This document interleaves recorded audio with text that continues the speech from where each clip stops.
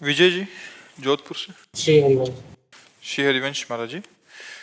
महाराज जी, आप कह रहे हैं कि कृत्रिम, महाराज जी आजकल एआई का एक बहुत वो आया है कि जो भी आप उसमें डालते हैं वो एक नई दुनिया की रचना कर देता है। तो कह रहे हैं कि पहले ही मनुष्य ध्यान साधना और प्रकृति से एकदम विलग था और एक स्वप्न में एक और स्वप्न की रचना का एक माया का ऐसा जाल हो गया। तो महाराज जी इसमें हम अपने आप को कैसे, अब कलयुग ऐसा व्यवस्था करता जाएगा कि आपका मन अंतर्मुख भजन में न लगने पावे। देखो, आज के 25-30 वर्ष पहले मोबाइल कहाँ था? किसी के पास मोबाइल ना, और सबका बढ़िया काम चलता था। अब भला बिना मोबाइल के काम चल सकता है? कैसा फांस लिया कलयुग ने।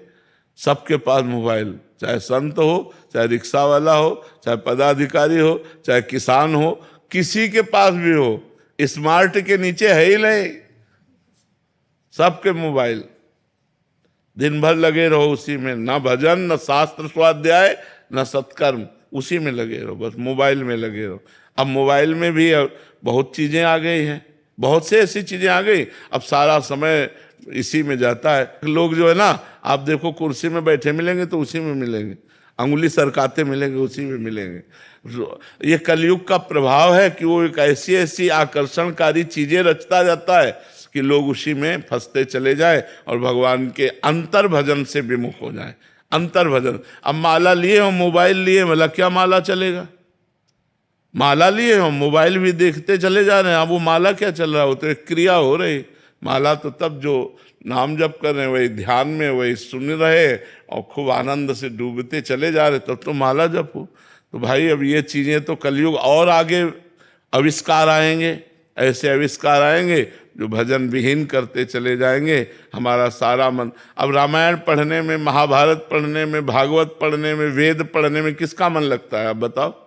इतने लोग बैठे हैं, कौन रोज स्वाध्याय करता है कि रोज सुबह उठकर नहा धो करके वेद का पाठ हो रहा है, संध्या गायत्री हो रही, भागवत का पाठ हो रहा है? कोई बिरला ही करता होगा। सुबह से उठकर मोबाइले में है, कुन्न से बजा, किसका आया देखा, क्या मैसेज हुआ, क्या, इसी में वृत्ति लगी हुई। तो अब और नए नए आविष्कार हो रहे हैं मन को फंसाने वाले। बचाना चाहिए अपने को, बचाकर भगवान के नाम और शास्त्र स्वाध्याय करना चाहिए, जिससे हमारी बुद्धि पवित्र हो। शास्त्र पढ़ते समय माला एक साथ नहीं, हमें लगता है जब शास्त्र पढ़ो तो पूरा ध्यान शास्त्र में क्या कह रहा है, वो ध्यान का विषय एकाग्र होकर, जैसे हम आपसे बात कर रहे हैं, तो अब आप एकाग्र होकर सुनोगे तभी तो पकड़ पाओगे। अगर इसमें एकाग्रता करोगे तो फिर माला में एकाग्रता नहीं हो पाएगी।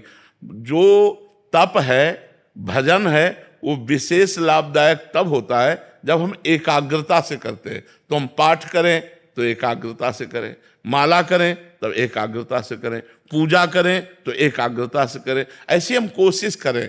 अब जैसे हम रास्ते में चल रहे हैं तो हम माला जप कर रहे हैं, ऑफिस में तो माला, लेकिन जब हम भगवान की कोई बात सुन रहे हैं, संतों की कोई बात सुन, तो हमें पूरा एकाग्र हो जाना है, एक एक शब्द हमको उनका ग्रहण करना है। अगर हमें खाली समय मिलता है तो राधा राधा, नहीं तो हम पूरा समय उनकी बात में देते हैं, क्योंकि बड़ा दुर्लभ होता है, संत समागम बड़ा दुर्लभ होता है। तो ऐसे ही शास्त्र स्वाध्याय जब करें तो शास्त्र क्या कह रहा है ये हमारी पकड़ में तो आना चाहिए। अगर माला भी चलाते गए शास्त्र भी, तो ना माला में एकाग्रता है ना शास्त्र में, दोनों पूर्ण नहीं हुए। तो हमको एकाग्रता पूर्वक एक एक कार्य करना चाहिए। अब जैसे सांसारिक कार्य हैं, उनमें आप माला ले सकते हो कि सांसारिक कार्य करते हुए राधा राधा राधा अगर चल रहा है, काउंटर से भी चल रहा है, बहुत बढ़िया काम। लेकिन भागवतिक कार्य में अब ठाकुर जी की पूजा कर रहे हैं तो बस फिर उसी भाव से उनके चंदन लगा रहे हैं, उनको भोग लगा रहे हैं, आरती कर रहे हैं, एकाग्रता पूर्वक। अगर मन लगा के हम करेंगे तो ज्यादा लाभ मिलेगा।